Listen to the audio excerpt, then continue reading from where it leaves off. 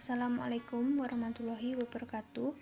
Nama saya Nurta Eka Handini dari KPI kelas C, Filsafat Umum. Apa sih filsafat umum itu? Secara terminologi, filsafat adalah kajian tentang suatu objek yang menggunakan pendekatan rasional dengan cara yang menyeluruh, sungguh-sungguh, radikal, dan dari berbagai perspektif untuk mencari suatu kebenaran. Secara etimologi, istilah filsafat berasal dari bahasa Arab, yaitu falsafah, atau juga dari bahasa Yunani, yaitu filosofia. Jadi bisa dipahami bahwa filsafat berarti cinta kebijaksanaan. Selanjutnya, definisi filsafat menurut para ahli. Yang pertama, ada Aristotle yang mengemukakan bahwa kewajiban filsafat adalah menyelidiki sebab dan asas segala benda. Dengan demikian, filsafat bersifat ilmu umum sekali.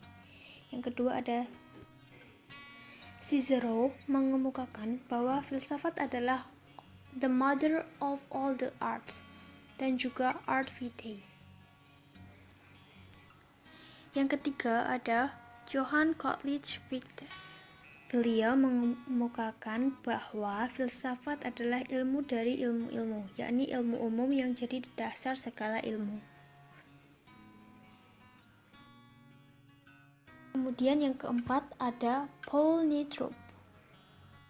Beliau mengemukakan bahwa filsafat sebagai ilmu dasar hendak menentukan kesatuan pengetahuan manusia dengan menunjukkan dasar akhir yang sama yang memikul sekaliannya. Ciri-ciri filsafat menurut Nur Ahmad Fadil Lubis. Yang pertama, menyeluruh atau universal. Yang kedua, mendasar atau radikal. Yang ketiga, sistematis.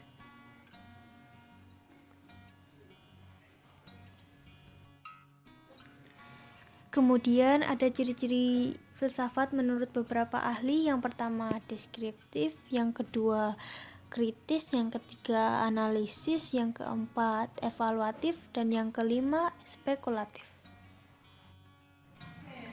Ruang lingkup filsafat ada 3.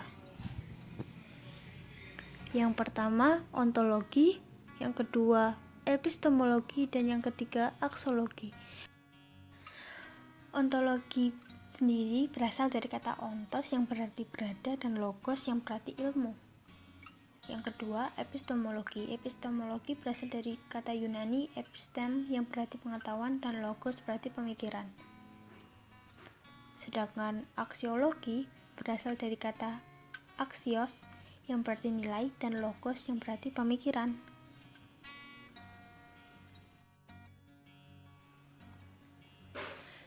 Contoh ontologi.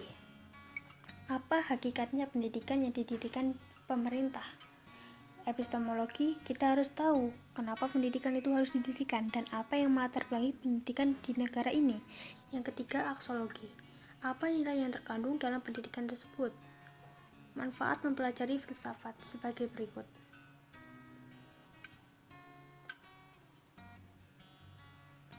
Sekian, terima kasih. Wassalamualaikum.